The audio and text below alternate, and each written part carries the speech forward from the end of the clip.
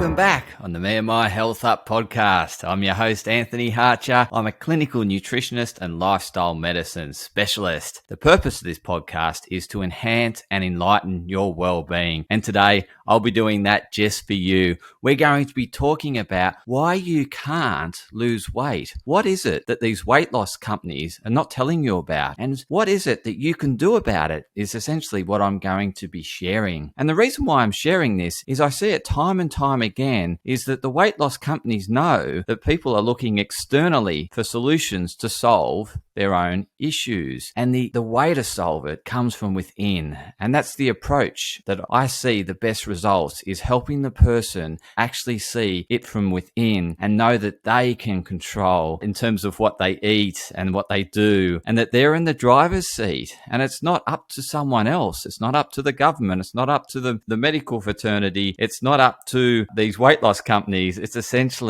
up to us to actually resolve the issue. And the other big factor that is often overlooked is the fact that it needs to be individualistic. Everyone is completely unique and different. We are magnificent, human, unique individuals, and we need to actually find something that works for us. And so as much as I can personalize diets to really help someone like sort of find the foods that are really going to resonate with their body and foods that they can eat consistently and regularly, the thing is I can share that and give them these great plans. However, they can easily fall off the wagons because of these outside distractions or external factors.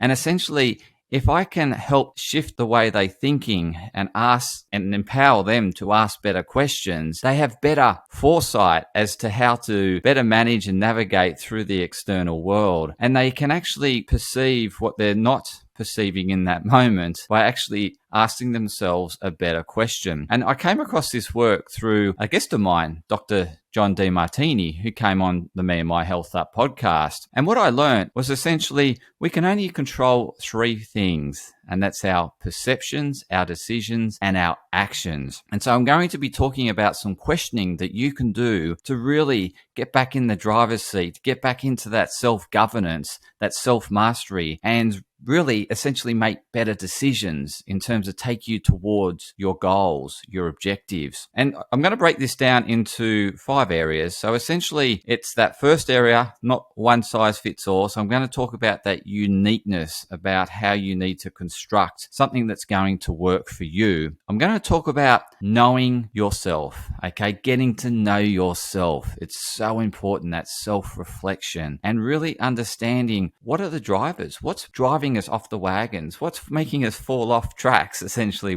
we start off on the right track and then all of a sudden we're falling off. So I'm going to help you with some questioning you can ask to better know yourself.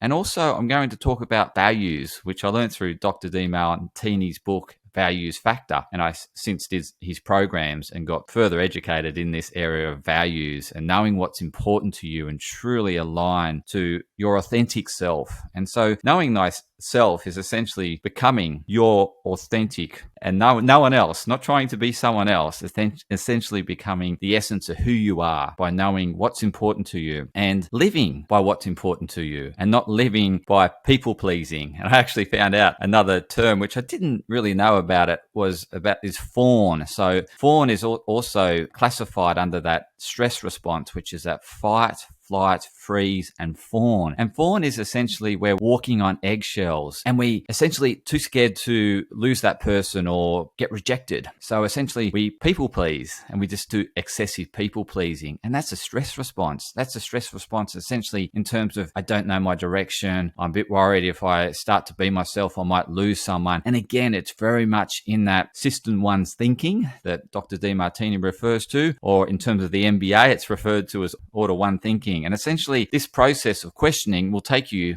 to order 2 or systems 2 thinking. And essentially it gets you out of that fight, flight, freeze, that really survival instinct or impulse, and out of that desire center, the emotional center, and really into that level of leadership and having that foresight, being able to have see your strategic vision, see where you want to be in the future, be able to plan objectively and essentially execute those plans with self-governance, self-mastery, and you're essentially centered and poised and confidence. And so you have high, really, you're very authentic.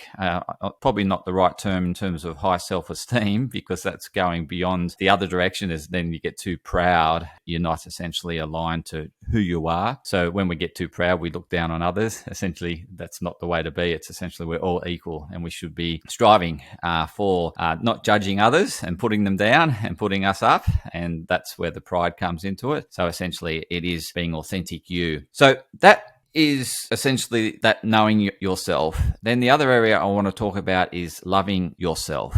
Okay. And essentially, you need to know yourself in order to love yourself. You need to know who you are in order to, how can you love yourself if you don't actually know who you are? And essentially, the whole process of getting to know yourself it's an enabler to you to be able to love you for who you are, the whole you. And then it's just essentially acting out.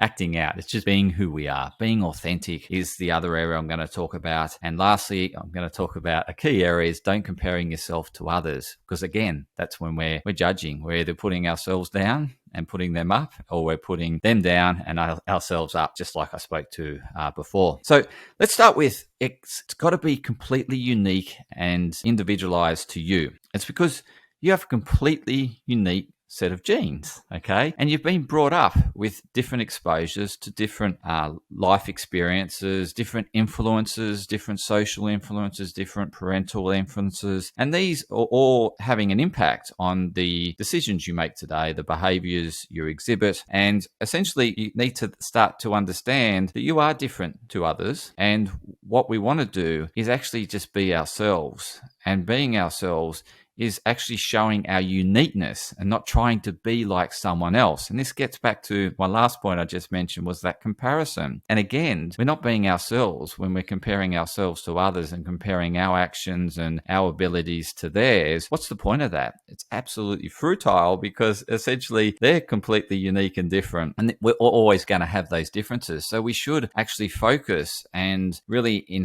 showcase to the world our specialty, okay? What we're really good at. And essentially, I came to realize this as I was going through my corporate career and thought, this is not really, I don't feel part of this. It's just not me. There was something missing. And the something missing was me not being authentic to what I love. And now I'm embracing what I love. And I feel very centered, very poised. I'm recording this on a public holiday and I love doing it. This is not work. This is something that I'm on a mission to, enhance and enlighten your well-being. And I'm more than happy to actually, it's not a sacrifice. So that's a bad word to put to what I'm doing today. This is my vocation, okay? And Dr. Demartini mentions, you're on the right path is when your vocation becomes your vacation. So today I'm on vacation doing what I love. So it was when I really connected to what I love, which was health, and then went about studying in that area. And I love doing the study in that area. When I studied my first degree, chemical engineering, it required effort. And I was looking for that external motivation. Some days I just couldn't get into it. I just wasn't inspired. And I actually found some links that really helped me.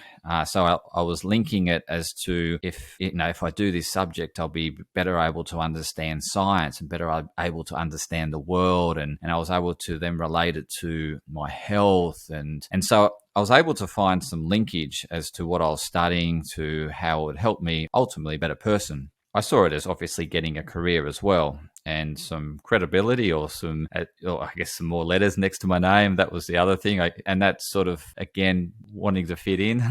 So not wanting to, stand out, just sort of fit in. I've got my name with some letters next to it. So I did my chemical engineering. But when I went and studied health later on in life, it required no motivation. I was totally inspired from within. And it was just really, I just look forward to actually doing my study, doing the assignments, doing the exams. It was just I was in a state of flow because I was doing something that was truly me. It was a high value of mine, and I started to be myself as opposed to trying to please others. And I mentioned that fawn term, which is essentially when we're people pleasing, and that's what I was doing. So I thought if I did chemical engineering, I'd get my parents' love. But you end up realizing that your parents' love is unconditional. You'll get it anyway. So why not just be you? But again, it's sort of wanting to think, well, if I do this, it will make them love me. But they still love me as a healthy man. So it really didn't matter. But it was that perception. Again, I said the only things we can control is our perceptions, our decisions, and our actions. So in terms of that uniqueness, it's really about you just showcasing to the world what you love doing, like I do with health. And so what wakes you up in the morning that you're truly inspired from within and you just spontaneously do on an everyday basis, and you can see progress in that area.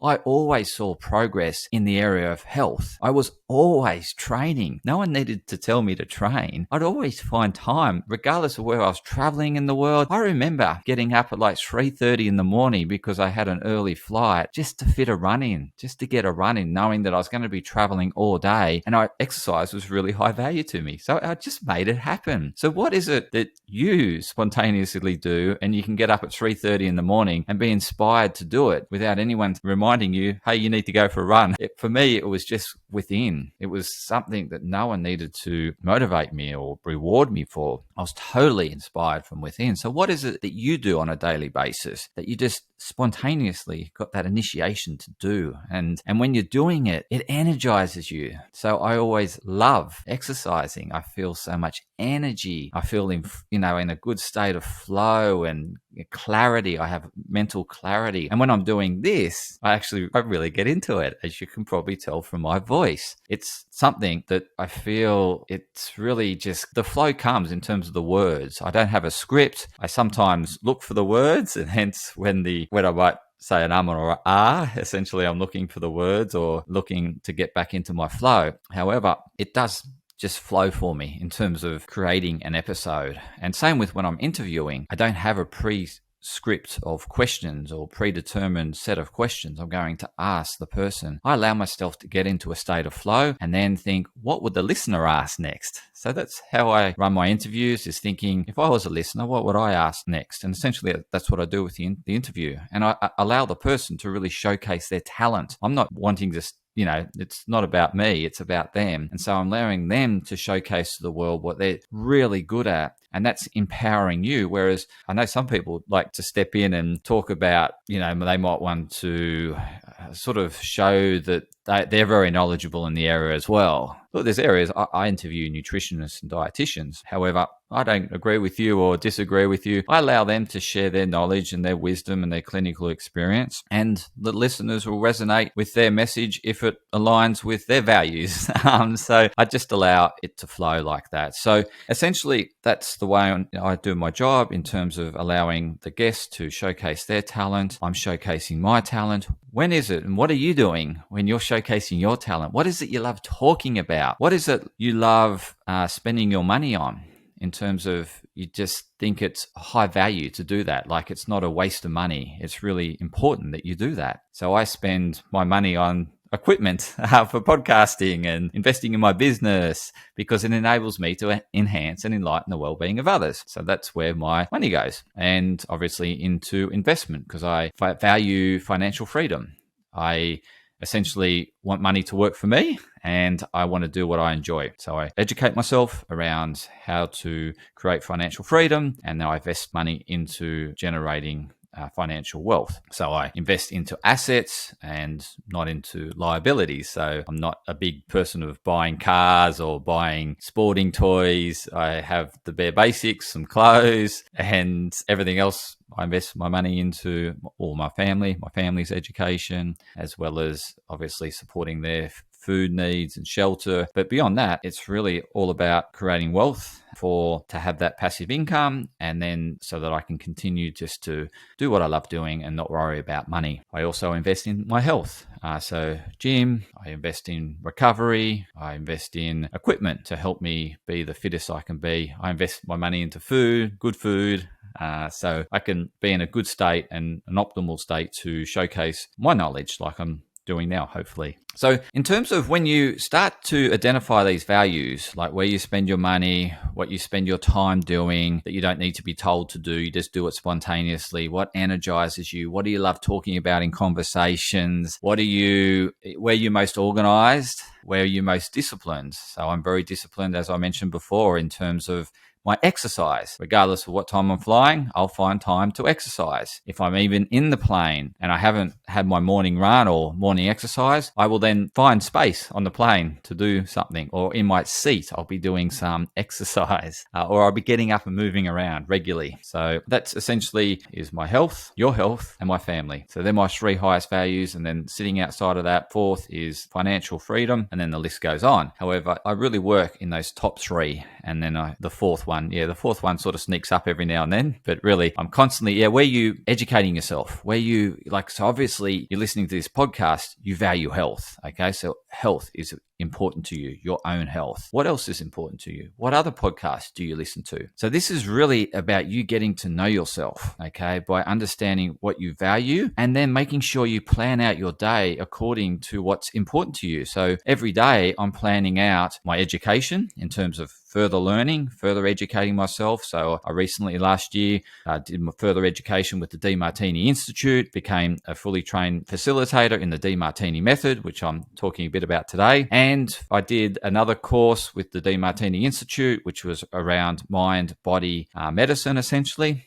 So it's understanding the psychosomatics of disease. We went through 1,000 diseases, and went through the psychosomatic factors. And that was really enlightening. So I'm going to obviously be sharing that knowledge on this podcast as well. So really knowing yourself, knowing your values, living it, putting it into place every day, just like I do with my exercise, just like I do with my podcast. It's weekly, right? And sometimes there's a bonus episode, but the last 2 years I've averaged 55 episodes. So my goal is to continue with weekly podcasts. And I've set myself another goal this year is I'm going to do health news updates. So essentially I'm thinking of doing that probably monthly or seasonally, is essentially a wrap up of all the good scientific literature, what it's saying in terms of the evidence backing around food is medicine, lifestyle medicine, around, mind mastery. I'm going to be sharing insights as to what's coming out in the literature on this podcast and having, monthly snippets, or it could be quarterly, could be seasonally. So still yet to work that out, but it's certainly going to start this year and you'll start to hear my monthly news update, essentially. Now, the other thing about knowing yourself is whenever you catch yourself judging, right? So you actually are judging a person. You're either judging them in admiration or you're judging them critically.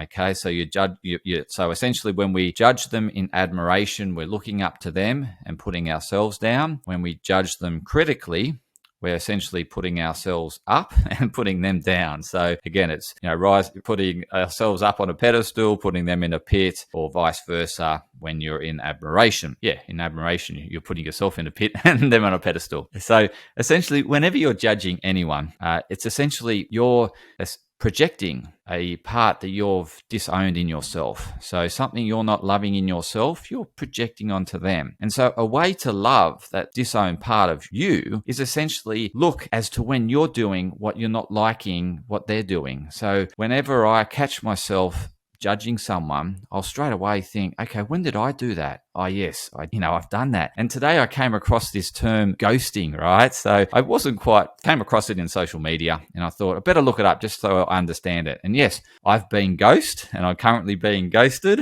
and I've done ghosting. So I own that trait or that action. It's an action, isn't it? You essentially ignore people, or in inaction. It's actually an inaction. You're ignoring people. So they're sending you messages or they're trying to ring you and you're just ignoring them and you're not letting them know why. Okay. So that's what ghosting is. And essentially I saw the social media and it was saying you shouldn't ghost. And I'm thinking, well, I'm owning that. That's part of me. That's part of who I am.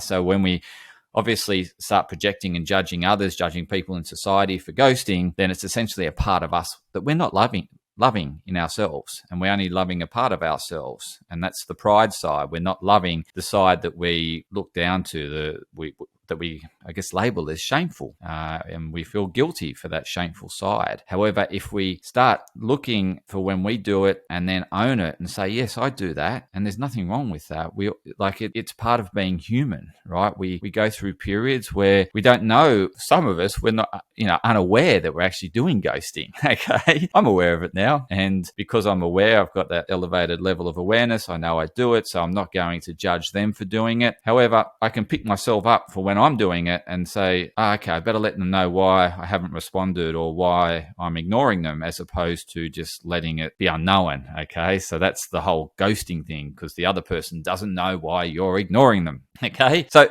that's essentially something I picked myself up doing. Well, I didn't want to judge anyone else for doing it, so I looked at when I've done it and I've owned it and I know I do it. It's part of me. It's part of who I am. Essentially, I'm owning my whole self. So yes, I've got a nice side where I'm sharing information, doing what I love. But then when I'm doing low priority things like I have been doing, such as IT stuff recently, I've had lots of IT problems. I get frustrated. I get irritable. And you could classify me or label me as rude to the person that's trying to help me. And again, it's part of that thing. Well, I'm human, obviously. And when I'm doing something of low priority, it frustrates me. And then I look for someone else to blame. And then I think, well, okay, when have I been on the receiving end? And, what is that like? And I'm thinking, okay, I guess practice what I preach and essentially look at the other side as to what are the benefits in me solving the IT problem. Or if I don't want to get frustrated, I should delegate it. Okay. So if you're doing anything that frustrates you and you procrastinate doing, then look at delegating it as opposed to continuing to be frustrated. I get frustrated driving. So I generally walk, I ride, I get public transport, or I ask my wife to drive or someone else to drive because it frustrates me. I get irritable, I get impatient, and I actually get fined because I'm impatient and irritable, and I'm probably a hazard on the road. So I actually, when I can, delegate it. But yes, occasionally drive, but not very frequently. Much prefer to walk, much prefer to ride my bike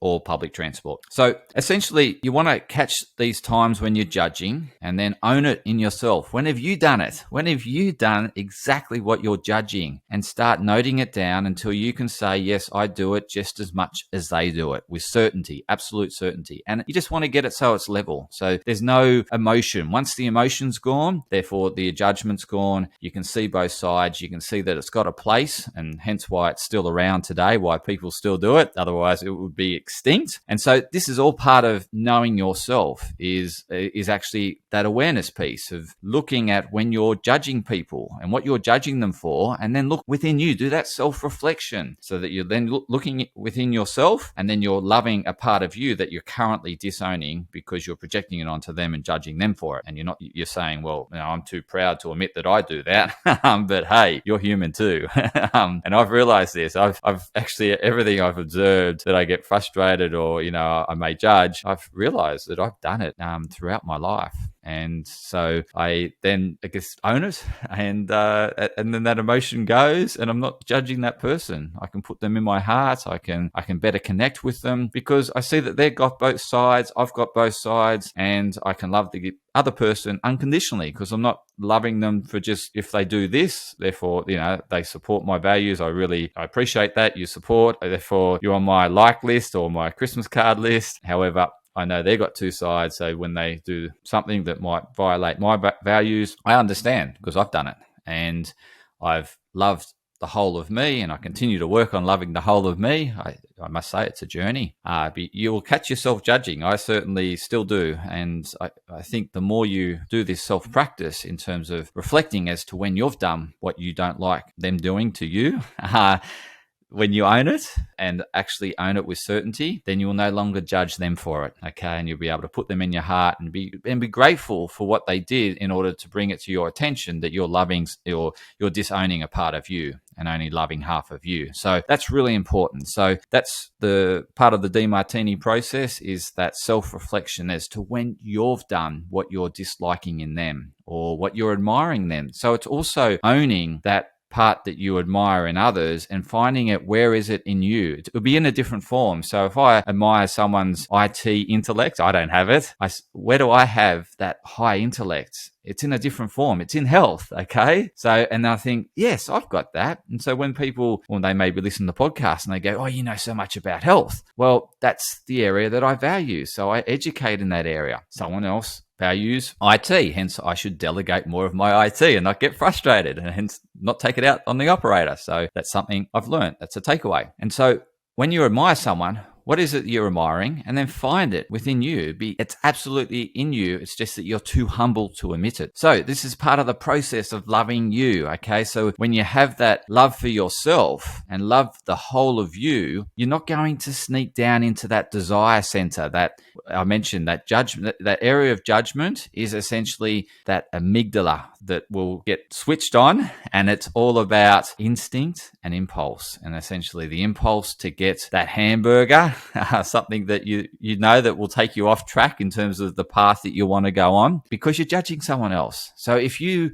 love yourself more by seeing what you're disliking in them and seeing that yeah, you do it just as much as them, you're loving yourself, you're elevating your thinking out of that survival center into that complete awareness. You now see that person for who they are as opposed to judging them, okay? You see them for who they are, and therefore you can love them for who they are, and you can love yourself for who you are. And when you're out of that desire center, that impulse and instinct center, you won't need the hamburger. You won't need the ice cream to calm your emotions. You won't have those lower level emotions such as that frustration, anger, or irritable. We often look externally to fix that frustration or that anger or that irritability or that anxiousness by looking externally and getting an ice cream, right? So if you ask a better question and own what you're disliking in someone else and own it in you, or what you're admiring in others, and you're putting yourself down and you're not putting yourself up level with them by owning that trait, but in a different form within you, then you're going to stay in that amygdala and you're going to essentially desire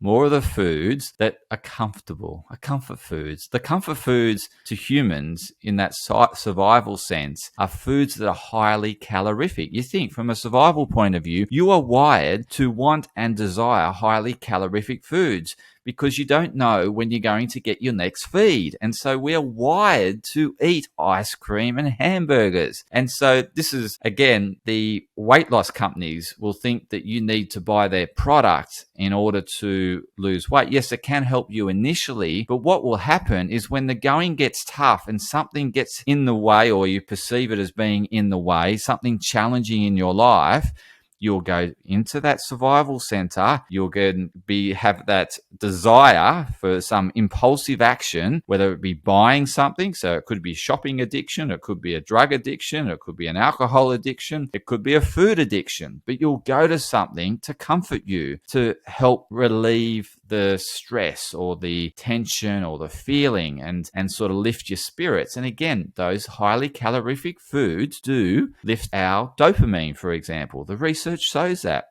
And the dopamine and the serotonin, and that makes us feel a bit better, right? It lifts our spirits. However, when you lift your mind or elevate your thinking out of the desire center, you won't need that external comfort. You won't need those comfort foods. You will essentially elevate your thinking, be very poised, centered, confident. You'll be inspired. You'll be grateful. You'll be loving life, because you're living by what's important to you. You're being authentic. You're recognizing that you're judging. You're then looking at what I'm judging. What am I disowning in me? Therefore, I need to look within me and find it. And it could be, judging admirationally, or judging in terms of something you're ashamed about, or you're projecting it on them as, how could you possibly do that? That is disgusting. So essentially, when we're in that judgment, we then are stuck in that desire center. We then seek external fulfillment and we eat that hamburger, which then takes us off that program, or we feel that we've been guilty, or we've let ourselves down or let someone else down by having that hamburger, most likely yourself. So then you'll start judging yourself. You'll start further feeling guilty. And what does that drive? A stronger propensity to have another hamburger, or I'm just going to have an ice cream because I've stuffed it up. I'm off track, right? The only way to get back on track is to transcend your thinking. Lift your thinking out of the animal center, out of that survival center, into that more transcendent state where we see the world objectively. We see it for as it is. We see people for who they are. We can love them for who they are. We can love what's happened. We can be grateful what's happened because it just is. Okay, we're not judging it. We're not judging it as tragedy, or we're not judging it as ecstasy. Again, these are things that are going to make us very one-sided and stuck in the animal center and seek more of it. And the weight loss companies love it. They want you to perceive their product as the fix because, yes, it's helped you temporarily lose weight. However, you went off track, gained it all back, and you go back to what helped you lose weight. If you want sustainable weight loss and not yo-yoing back and forth on and off diets, then essentially you need to start asking yourself better questions, transcend your thinking, and live by your values and be who you are, be authentic, and essentially go on this path where your vocation is the same as your vacation, and you won't need any of these desires, these animalistic desires, these comfort foods, these, guilty pleasures we call them, these shopping routes that we go on where we spend a lot of money and we feel good temporarily until the credit card bill comes in and you think, oh, I've overdone it this month. So that's because we're in our animal center and we're looking for external relief, okay? We're not looking within. We're not transcending our thinking. We're not seeing things as they are. We're judging them. And so when you transcend your thinking, you're inspired. You have purpose. And you're thinking, why do I want to sabotage this trajectory I'm on? Why do I want to not feel optimal? So with me, I realize, well, I'm doing what I love doing. I don't desire these other comfort foods. I just eat well. And it comes from within. Even though I'm a nutritionist, yes, I'm educated. When I see my clients, they're also educated. They tell me, yeah, I need to eat more vegetables. Yeah, I'm probably not eating enough protein. They tell me what they think that would help their health or from a nutrition point of view. However, it's this animalistic thinking that sends them off course. And again, it will drive them towards pleasures and desires because it's our desire center. It's our impulse and instinct center. And essentially they'll think, okay, I need an external solution for, but essentially I can empower them. Well, you're empowering yourself through this podcast by ascending your thinking, transcending your thinking, elevating your thinking by asking better questions and getting yourself out of that judgment, animalistic desire center, or also the emotional center, and transcending that into a more objective view of and seeing things as they are and seeing people for who they are, being able to love them for who they are, and being able to see events as things that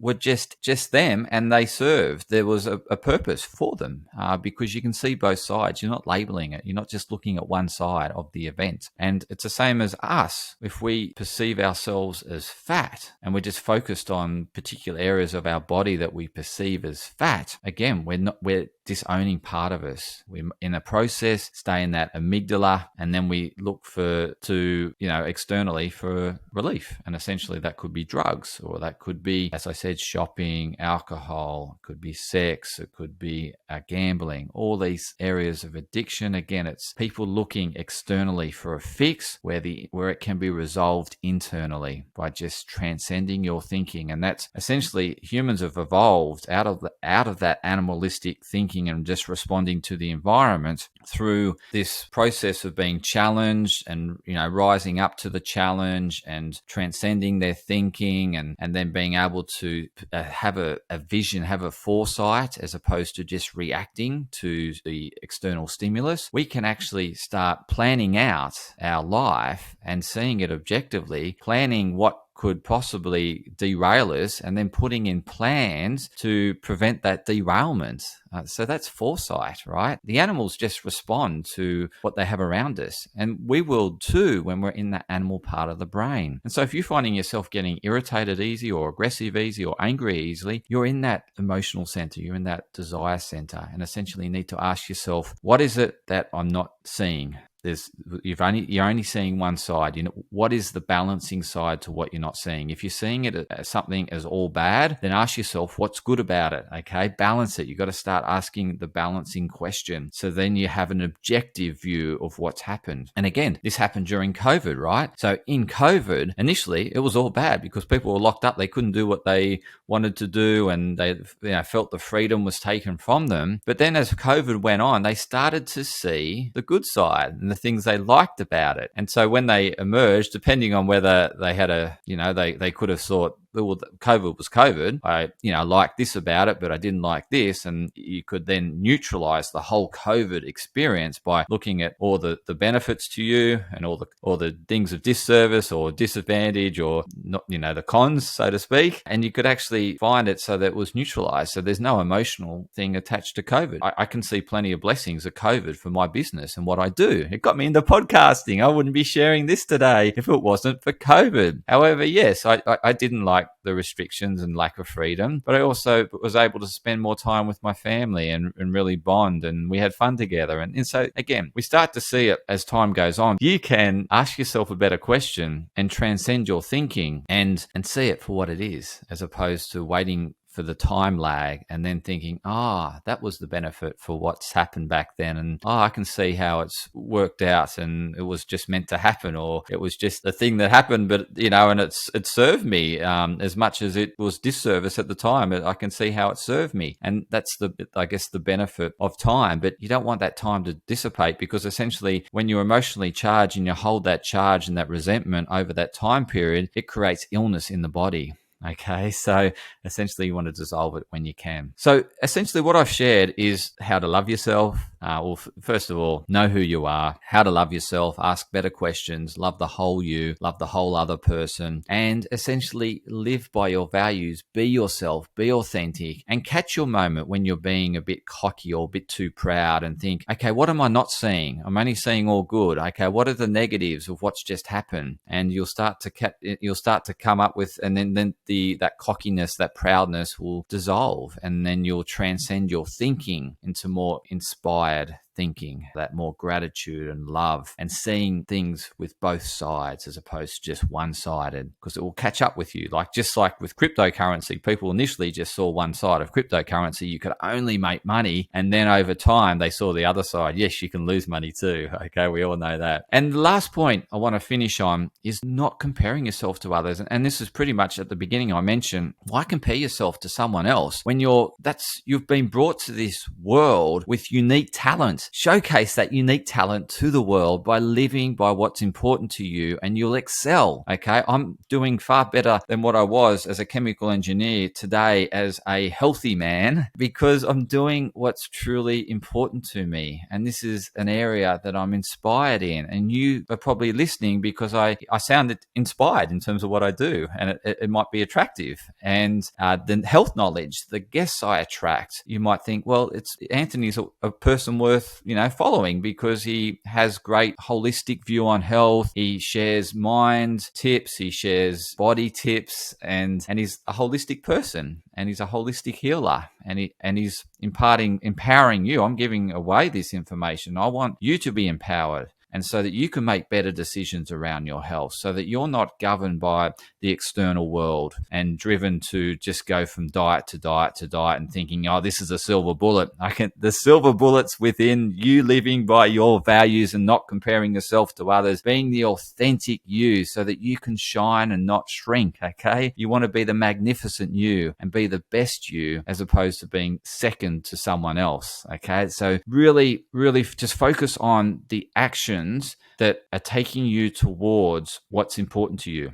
So I focus every day on looking after my health, serving your health, imparting empowering knowledge to you. That's my vocation. And then I'm also supporting and loving my family. So they're my three highest values. I'm making sure I'm, spending time in all these three areas every day. And yes, there'll be a little imbalance at times, but that's the ebbs and flows. That's the dynamic yin and yang nature. Okay. It's a dynamic, a perfect state. It's essentially an ebbing, flowing dynamicism, quantum entanglement. if you want to refer to metaphysics. So that's it for today. I really appreciate you tuning in to another insightful episode of Me and My Health Up. Please, if you want more of this, I'm running a mind mastery program on February the 18th. So please join me. I'd really love to see you there. I'm really sharing all aspects of the DeMartini method, or certainly what I've been trained in. I'll be empowering you in how to ask better questions, transcend that thinking, and how to remove judgment and essentially really get in governance of your emotions and become the best version of you, and to love your life essentially, as opposed to,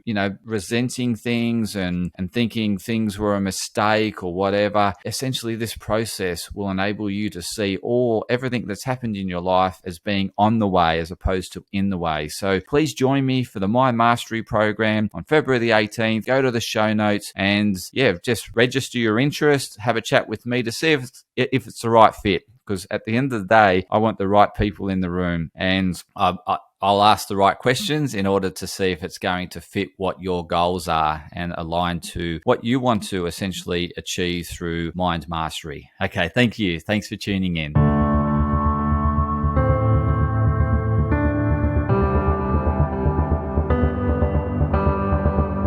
Podcast disclaimer. This podcast and any information, advice, opinions, or statements within it do not constitute medical, healthcare, or professional advice and are provided for general information purposes only. All care is taken in the preparation of the information in this podcast.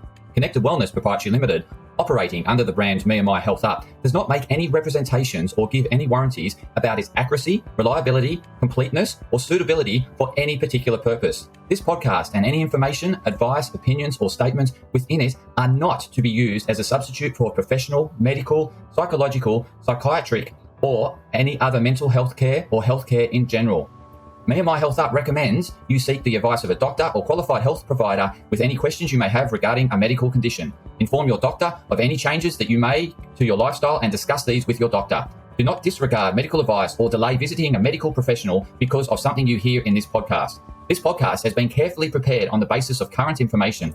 Changes in circumstances after publication may affect the accuracy of this information.